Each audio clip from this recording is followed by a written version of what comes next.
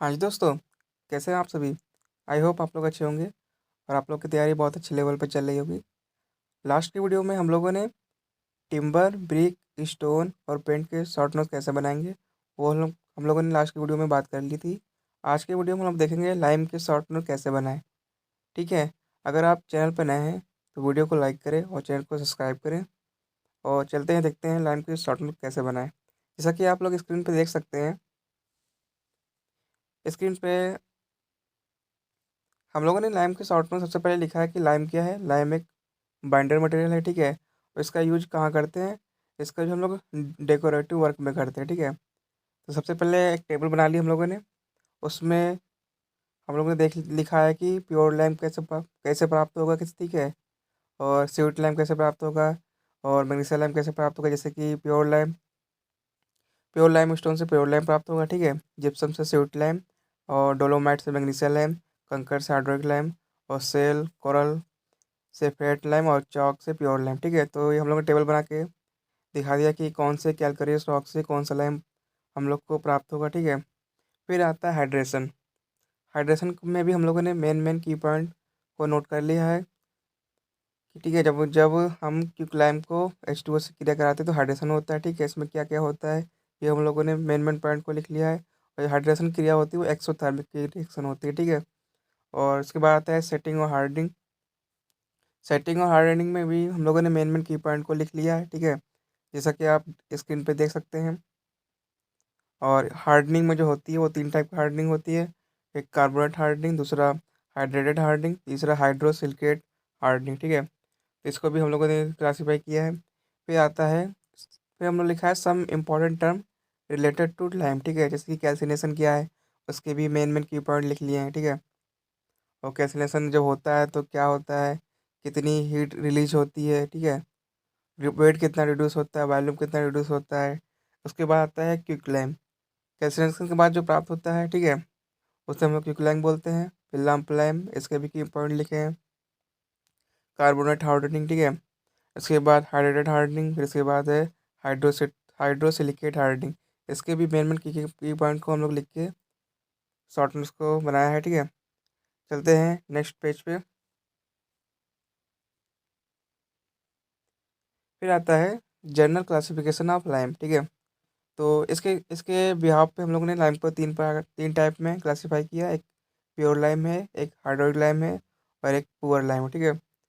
जैसा कि आप देख सकते हैं स्क्रीन पे, प्योर लाइम के हम लोगों ने मेन मेन की पॉइंट लिख लिया कि इसमें CO कितना होगा, इम्प्योरिटीज कितनी होगी, ठीक है। इसे हम लोग और किस नाम से हम लोग बुला सकते हैं, ठीक है। जैसे कि वाइट लाइम भी कहते हैं इसको, इसको फैट लाइम भी कहेंगे, रिच लाइम भी कहेंगे। और इसकी स्लैकिंग टाइम क्या है, ठीक है। इस तरीके से हम लोगों ने मेन मेन की पॉइंट लिख लिया कि इसकी प्लास्टिसिटी कैसी रहेगी, स्पेसिफिक ग्रेविटी कैसा रहेगा और इसको यूज कहाँ पे करेंगे, ठीक है। उसके बाद आता है हाइड्रोइक लाइम, ठीक है। हाइड्रोइक लाइम में भी हम लोगों ने मेन मेन की पॉइंट लिख लिया कि इसमें जो CA और Mg का जो परसेंटेज होगा कितना होगा, ठीक है। इम्प्योरिटीज कितना होगा वो हम लोग ने लिख लिया है, ठीक है।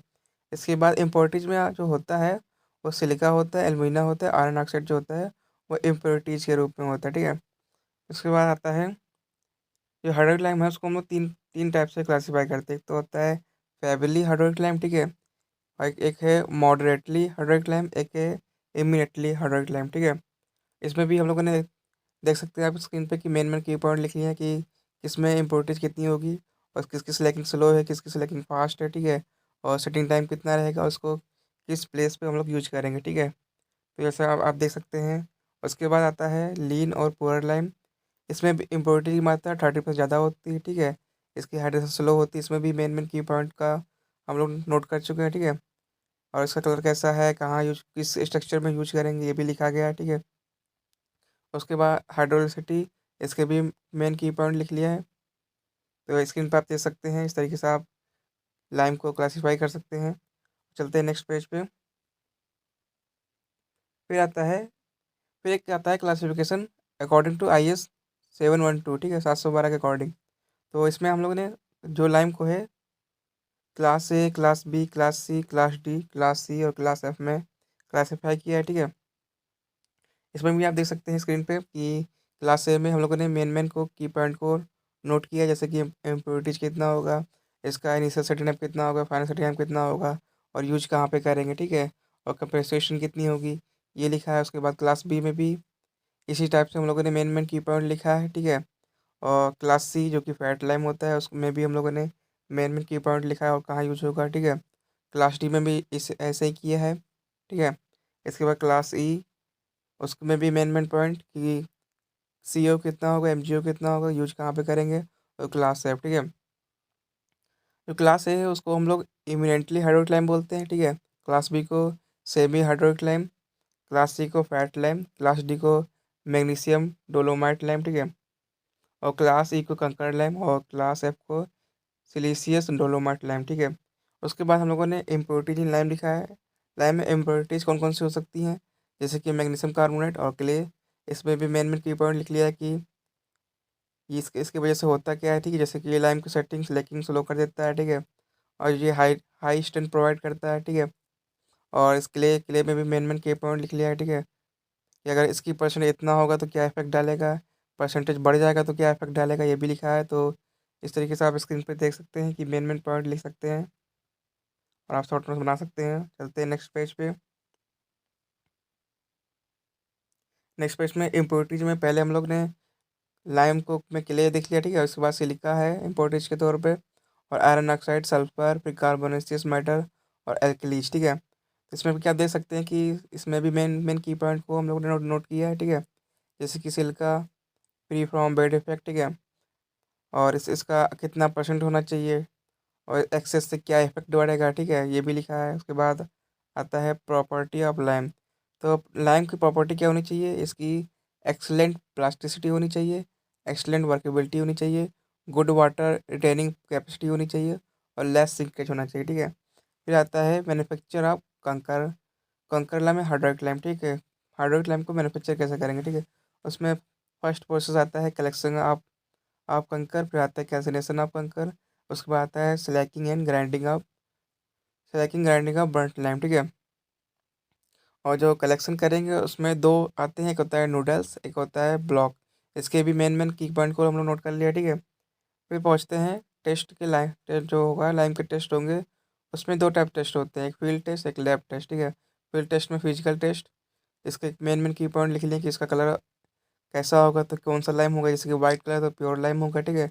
और ग्रे ब्राउन होगा तो हाइड्रोक्लाइम लाइम होगा, ठीक है।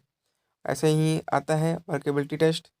इसमें भी देखिए हम लोग मेन मेन की पॉइंट को नोट कर लिया है। उसके बाद आता है हीट टेस्ट। हीट टेस्ट जैसे कि रिमूव लाइम स्टोन आते हैं, ठीक है। उसके बाद जो होता है कि CO2 रिलीज होता है, ठीक है, और वेट लॉस हो जाता है। तो इसे हम लोग इंडिकेट प्योर लाइम कहते हैं, ठीक है। तो ये थे टेस्ट। चलते हैं नेक्स्ट पेज पे। इसमें भी देख सकते हैं आप स्क्रीन पे। इसमें हाइड्रोक्लोरिक टेस्ट, उसके बाद इम्प्योरिटी टेस्ट, उसके बाद बॉल टेस्ट, ठीक है। हाइड्रोक्लोरिक टेस्ट में भी हम लोगों ने मेन मेन की पॉइंट को लिखा है, जैसे कि कितना परसेंट HCl लेंगे, उसके बाद एफ्लोरेसेंस कितना डेवलप होगा, ठीक है।